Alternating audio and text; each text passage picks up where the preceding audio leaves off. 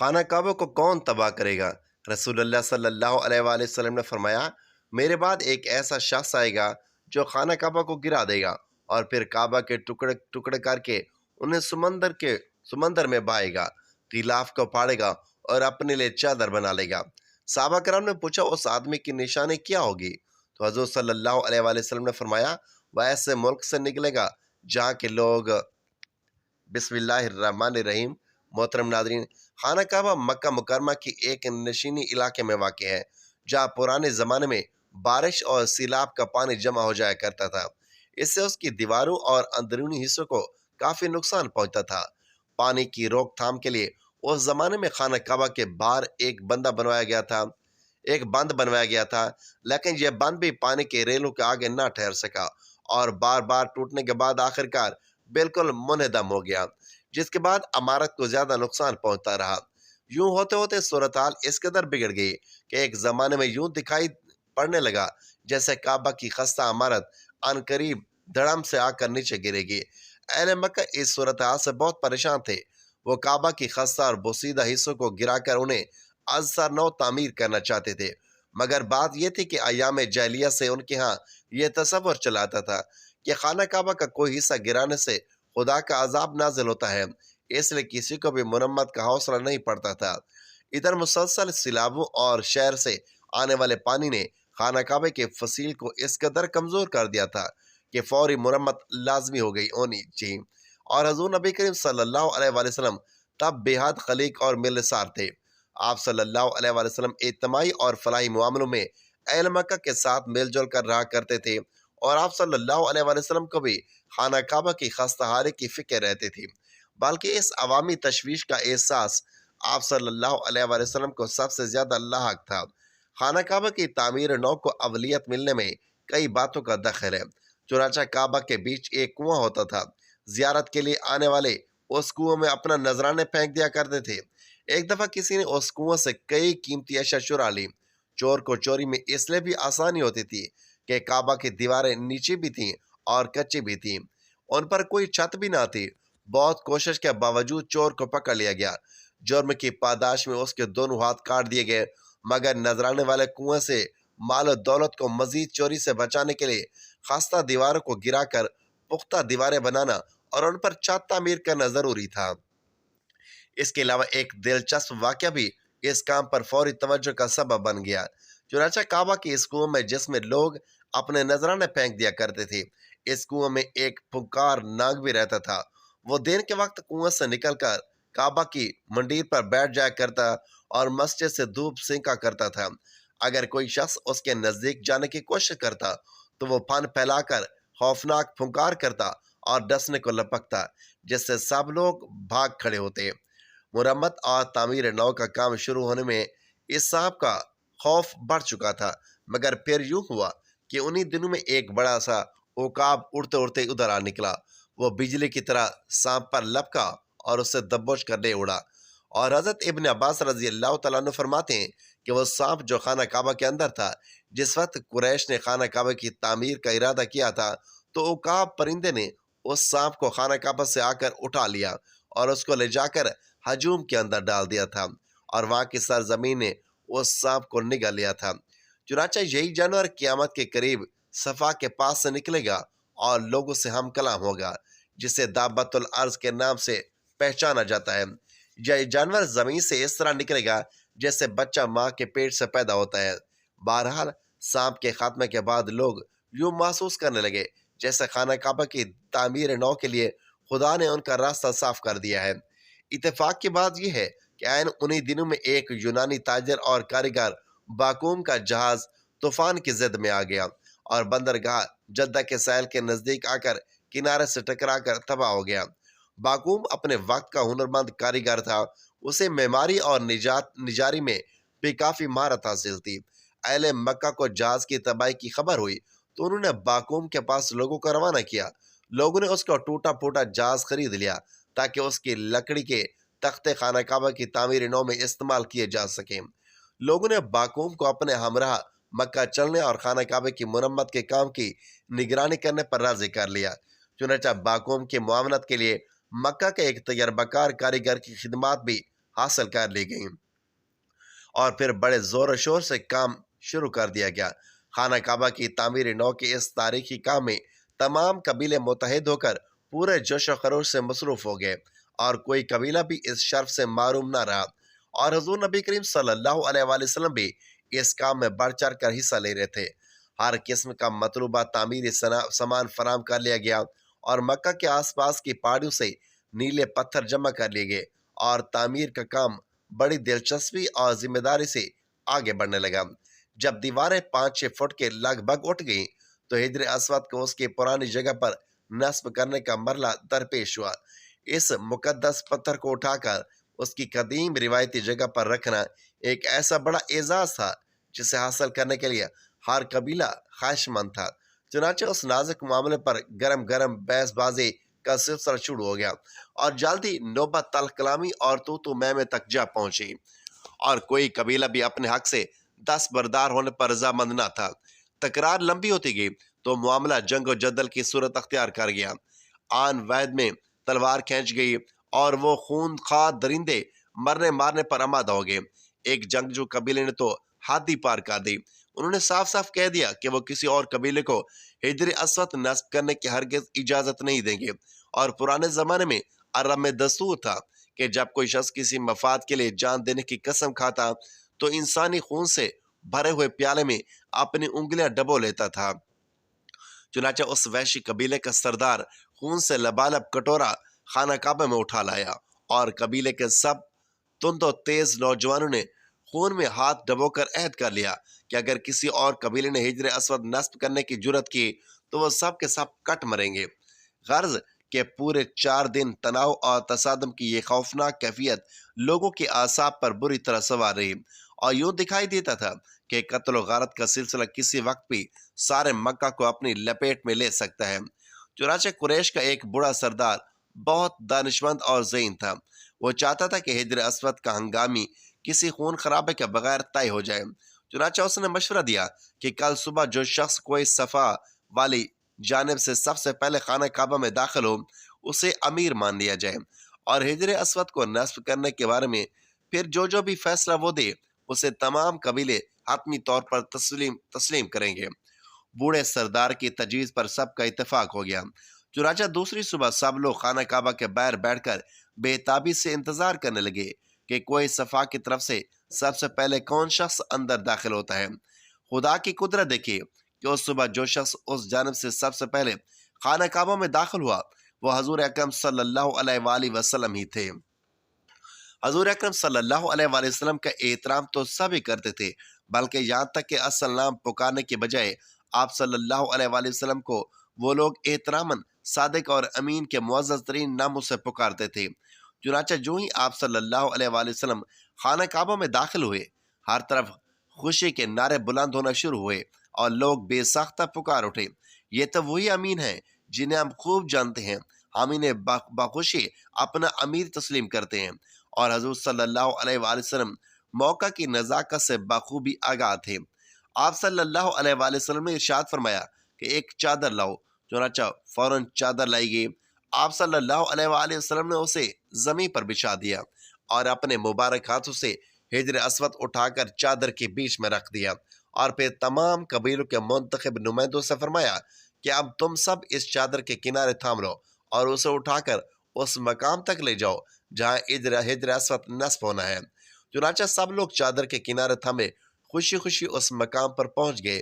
آپ صلی اللہ علیہ وآلہ وسلم نے ارشاد فرمایا اب اسے زمین پر رکھ دو، اور آپ صلی اللہ علیہ وآلہ وسلم آگے بڑھے، حجر اسود اٹھایا اور اسے مقررہ مقام پر رکھ دیا۔ آپ صلی اللہ علیہ وآلہ وسلم کی اس معاملہ فہم اور دانشمندانہ فیصلے سے سارے قبیلے بے حد مسرور اور مطمئن ہو گئے۔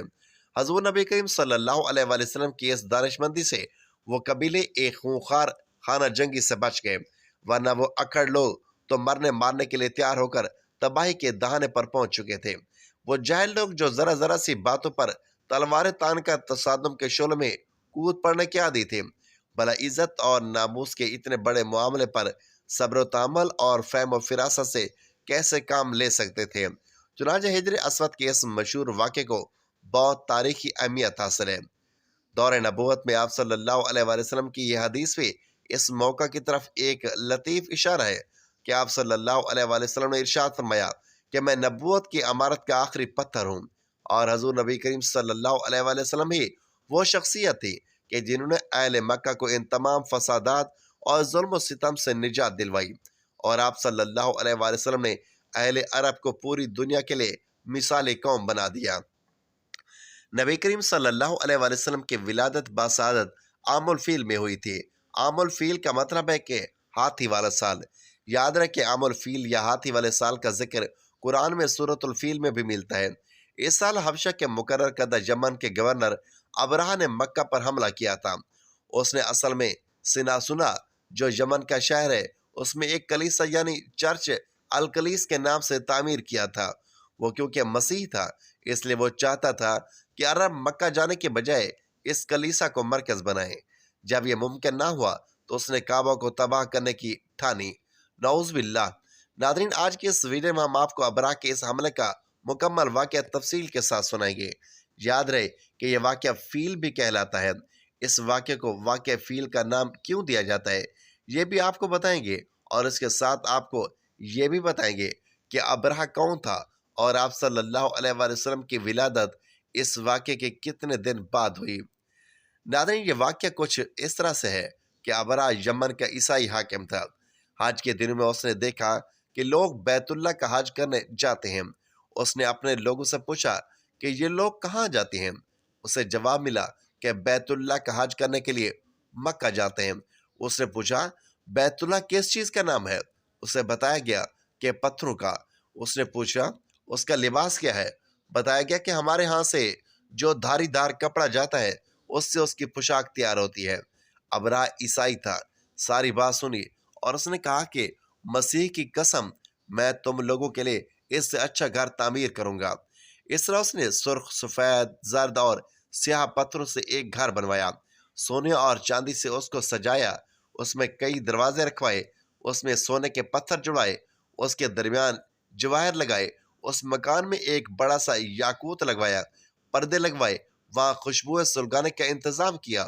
اس کی دیواروں پر اس قدر مشک ملا جاتا تھا کہ وہ سیاہ رنگ کی ہو گئیں، یہاں تک کہ جواب نظر نہیں آتے تھے۔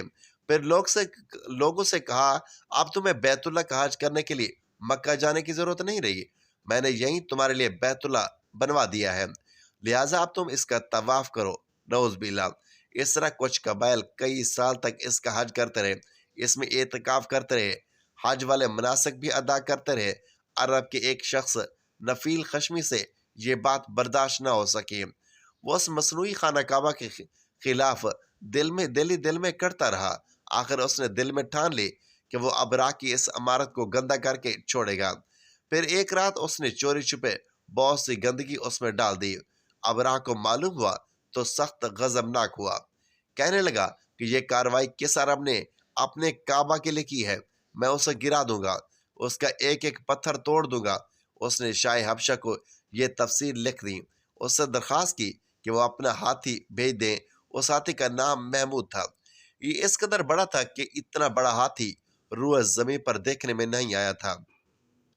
جب ہاتھی اس کے پاس پہنچ گیا تو وہ اپنی فوج لے کر نکلا اور مکہ کا رخ کیا۔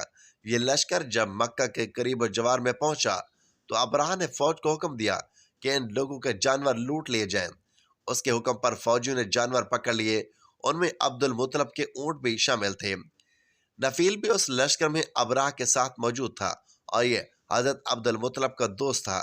حضرت عبد المطلب اس سے ملے، اونٹوں کے سلسلے میں بات کی۔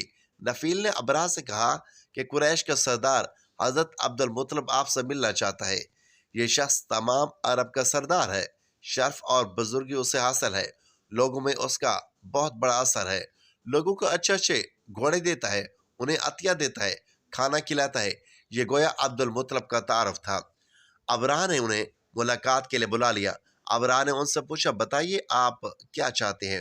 انہوں نے جواب دیا کہ میں چاہتا ہوں کہ میرے اونٹ مجھے واپس مل جائے۔ ان کی بات سن کر ابرہہ بہت ہی حیران ہوا۔ اس نے کہا کہ وہاں مجھے تو بتایا گیا تھا کہ آپ عرب کے سردار ہیں، بہت عزت اور بزرگی کے مالک ہیں، لیکن لگتا ہے کہ مجھ سے غلط بیانی کی گئی ہے، کیونکہ میرا خیال تھا کہ آپ مجھ سے بیت اللہ کے بارے میں بات کریں گے جس کو میں گرانے آیا ہوں اور جس کے ساتھ آپ سب کی عزت وابستہ ہے، لیکن آپ نے تو دوسرے سے اس کی بات ہی نہیں، آپ نے تو سرے سے اس کی بات ہی نہیں کی اور اپنے اونٹوں کا رونا لے کر بیٹھ گئے۔ یہ کیا بات ہوئی؟ اس کی بات سن کر حضرت عبد المطلب بولے کہ آپ میرے اونٹ مجھے واپس دے دیں، بیت اللہ کے ساتھ جو چاہے کرے، اس لیے کہ اس گھر کا ایک پروردگار ہے، وہ خود ہی اس کی حفاظت کرے گا، مجھے اس کے لیے فکر مند ہونے کی کوئی ضرورت نہیں ہے۔ ان کی بات سن کر ابرہہ نے حکم دیا کہ ان کے اونٹ واپس کر دیے جائیں۔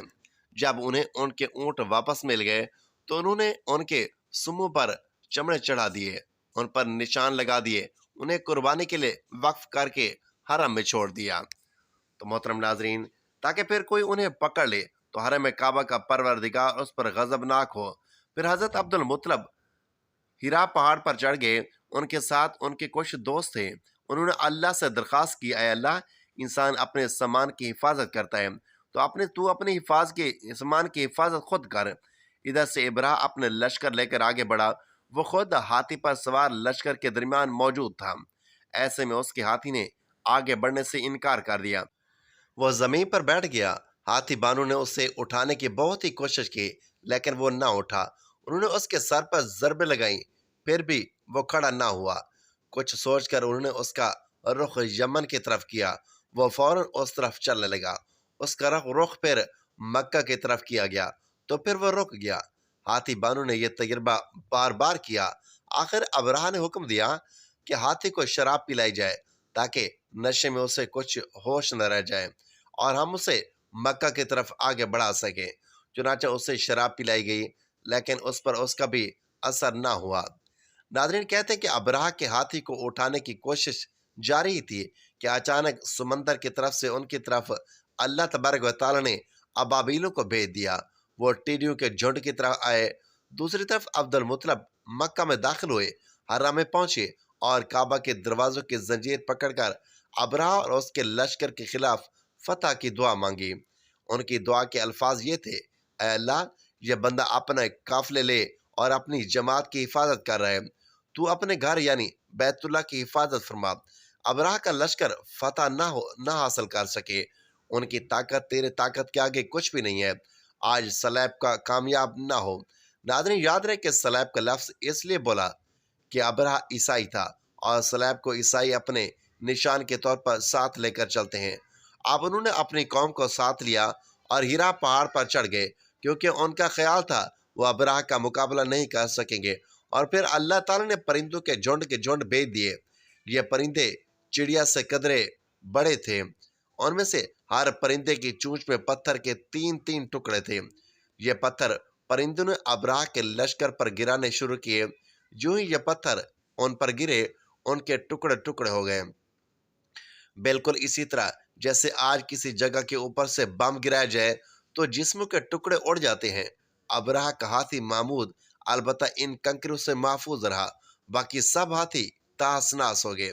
ناظرین، کہا جاتا ہے کہ یہ ہاتھی سینکڑوں کی تعداد میں تھے، سب کے سب کھائے ہوئے بھوسے کی مانند ہو گئے، جیسا کہ سورۃ فیل میں آتا ہے۔ ناظرین، کہا جاتا ہے کہ ابرہہ اور اس کے کچھ ساتھی یہ منظر دیکھ کر بری طرح بھاگے لیکن پرندوں نے ان کو بھی نہ چھوڑا۔ ابرہہ کے بارے میں طبقات میں لکھا ہے کہ اس کے جسم کا ایک ایک عضو الگ الگ ہو کر گرتا چلا گیا، یعنی وہ بھاگ رہا تھا اور اس کے جسم کا ایک ایک حصہ الگ ہو کر گر رہا تھا۔ دوسری طرف حضرت عبد المطلب اس انتظار میں تھے کہ کب حملہ ہوتا ہے، لیکن حملہ آور جب مکہ میں داخل نہ ہوئے تو وہ حالات معلوم کرنے کے لیے نیچے اترے۔ مکہ سے باہر نکلے تب انہوں نے دیکھا کہ سارا لشکر تباہ و برباد ہو چکا ہے، خوب مال غنیمت ان کے ہاتھ لگا ہے، بے شمار سامان ہاتھ آیا، مال میں سونا چاندی بھی بے تحاشا تھا۔ لشکر میں سے کچھ لوگ ایسے بھی تھے جو واپس نہیں بھاگے تھے، یہ مکہ میں رہ گئے تھے۔ ان میں ابرہہ کے ہاتھی کا مہارت بھی تھا جو محمود کو آگے لانے میں ناکام رہا تھا۔ ناظرین، یوں بیت اللہ یعنی خانہ کعبہ کے مالک نے اپنے گھر کی حفاظت فرمائی اور اللہ تعالی نے دنیا والوں کو اپنی قدرت کا مزہ دکھایا کہ وہ ایسی قدرت والی ذات ہے کہ ہاتھی جیسی دیو ہیکل مخلوق کو ابابیل جیسی چھوٹی اور حقیر مخلوق کے ذریعے نیست و نابود کر سکتا ہے۔ ناظرین یہ دراصل انسانیت کے غور و فکر کے لیے اللہ تبارک و تعالیٰ کی قدرت کی نشانیوں میں سے ایک نشانی ہے، لیکن افسوس کہ آج کا اخبار مسلمان اور انسان اللہ کی نشانیوں کے بارے میں سوچتا ہی نہیں۔ البتہ ناظرین آپ نے واقع فیل اور ابراہ کے انجام کی مکمل تفصیل جانی، چلیے اب آپ کو یہ بھی بتاتے ہیں کہ ابراہ کون تھا اور کس قدر بے شرم اور مکار شخص تھا۔ تاریخ کے مطابق نجاشی شاہ حبشہ نے ابراہ کو سوڈان کا حاکم اور اریاد کو یمن کا حاکم مقرر کیا تھا۔ کچھ عرصے بعد ابراہ نے یمن پر حملہ کر دیا۔ اریاد کو بھی اس حملے کی خبر پہلے سے ہی مل گئی، اس لیے وہ بھی اپنی فوج کو لے کر مقابلہ کے لیے نکلا۔ دونوں افواج سوڈان اور یمن کی سرحد پر ایک دوسرے کے مد مقابل ہوئے۔ ابراہ کا قد بھی چھوٹا تھا اور وہ انتہائی بدصورت بھی تھا۔ اس کے مقابلے میں اریاد لمبے قد کا خوبصورت اور مضبوط شخص تھا۔ ناظرین کہتے ہیں کہ اریاد کو اس وقت حیرت کا شدید جھٹکا لگا جب ابراہ نے اسے مقابلے کی دعوت دی۔ دراصل یہ ابراہ کی ایک چال تھی جسے اس کا مد مقابل سمجھ نہ سکا اور مقابلے میں کود پڑا۔ اریاد نے اپنی تلوار پوری قوت سے ابراہ پر ماری، مگر وہ بڑی پھرتی سے اپنے محاذ کے پیچھے ہو گیا۔ اس وار سے وہ محافظ بری طرح زخمی ہو گیا۔ پھر اریاد کے سنبھلنے سے پہلے ہی ابراہ کے ایک دوسرے محافظ نے اچانک حملہ کر کے اریاد کو موت کے گھاٹ اتار دیا۔ اسی وجہ سے ابراہ کا نام ابراہ الشرم یعنی بے شرم پڑ گیا تھا۔ کہتے ہیں کہ اریاد کی موت کے بعد اس کی فوج نے ابراہ کو اپنا سردار تسلیم کر لیا اور اس طرح سے ابراہ کا یمن پر بھی تسلط قائم ہو گیا۔ اس کی خبر جب شاہ حبشہ کو ملی تو اس کو سخت غصہ آیا اور اس نے جواب طلبی کے لیے ابراہ کو خط لکھا۔ ابراہ نے مکاری سے کام لیتے ہوئے اپنی حکومت اور جان بچانے کے لیے جوابی خط میں لکھا کہ میں آپ کا خادم ہوں، مجھے جاسوس نے اطلاع دی تھی کہ اریاد سوڈان پر حملہ کرنے کی تیاری کر رہا ہے، اس لیے میں اس کی پیش قدمی روکنے کے لیے نکلا تھا اور پھر حملہ کرنے میں سبقت بھی اسی کی تھی اور یوں وہ مقابلے میں میرے ہاتھوں مارا گیا۔ میں آپ کا پورا خادم ہوں، پرانا خادم ہوں اور ہمیشہ آپ کا خادم ہی رہوں گا۔ سوڈان اور یمن کی سرزمین ابھی تک آپ کے زیر تسلط ہی ہے۔ شاہ حبشہ ابراہ کے اس جواب سے بہت خوش ہوا اور اس طرح سے اسے نہ صرف بادشاہ کی طرف سے معافی مل گئی بلکہ یمن کی سرداری بھی اسے سونپ دی گئی۔ اور ناظرین یمن کا حاکم بننے کے بعد ہی یہ واقعہ پیش آیا جو آپ نے سماعت فرمایا، اور یہی واقعہ فیل کہلایا۔ اور آپ کو یہ بھی بتاتے چلیں کہ یہ واقعہ ولادت سعادت سے 50 یا 55 روز پہلے محرم کے مہینے میں پیش آیا تھا۔ اللہ پاک ہمارے علم میں اضافہ فرمائے اور ہمیں دین کے مکمل سمجھ نصیب فرمائے، آمین۔ ناظرین کمنٹ باکس میں اللہ تعالیٰ کے 99 ناموں میں سے ایک نام ضرور ٹائپ کریں۔ اللہ تبارک و تعالیٰ ہم سب کا حامی و ناصر ہو، آمین، جزاک اللہ۔